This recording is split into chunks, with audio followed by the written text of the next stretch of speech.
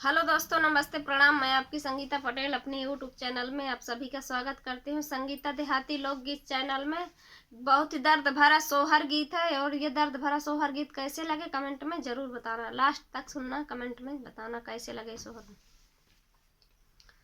रामा घरवा के निकाली तेरी आवा नहीं हरे लागे ठाड़ी भाई, नहीं हरे लागे ठाड़ी भाई हो। रामा घरवा से निकाली तेरी आवा नहीं हरे लागे ठाड़ी भाई, नहीं हरे लागे ठाड़ी भाई हो। बाबा दई न देते ओ जहर काई पुड़िया तो खाई बेमारे जाती हूँ, तो खाई बेमारे जाती हूँ।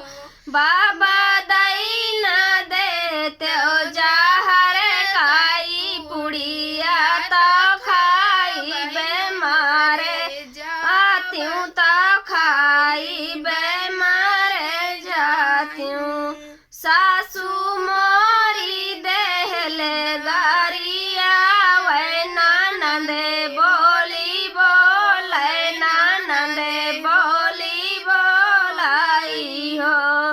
सासू मोरी देहली गारिया वै ननदे बोली बोले, ननदे बोली बोलाई हो। बाबा जहर बारी बियाही वा घर से निकार, वा घर से निकार हो। बाबा जही कर मैं बारी रे बियाही वा घर से निकार, वा घर से निकार आई हो। घरवा के निकाली तेरी आवा नहीं हरे लागे ठाड़ी भाई, नहीं हरे लागे ठाड़ी भाई हो। बेटी तोहरी बचन सुने हमारे नयन आंसू ढूर, नयन आंसू ढूर हो। बेटी तोहरी बचन सुने हमारी नयन आंसू ढूर, नयन आंसू ढूर हो। बोला कौन कारण काइली हलू का घर से निकार, तो घर से निकार हो। बेटी कौन कर में काइली हलू तो घर से निकार, तो घर से निकार हो। बाबा मोरी धनवा से ही ने रुपैया से पातर, रुपैया से पातर हो। बाबा मोरी धनवा से ही ने रुपैया से पातर, रुपैया से पातर हो।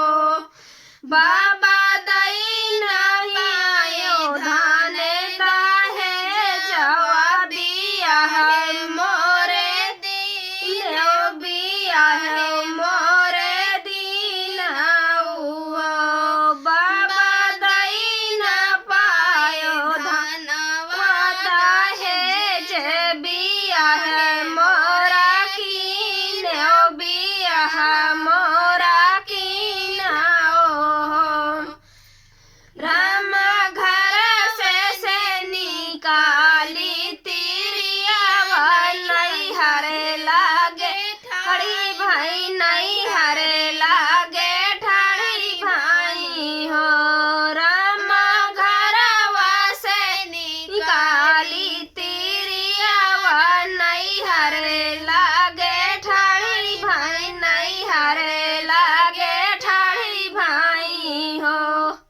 कैसे लगे ये दर्द भरा सोहर गीत कमेंट में जरूर बताना।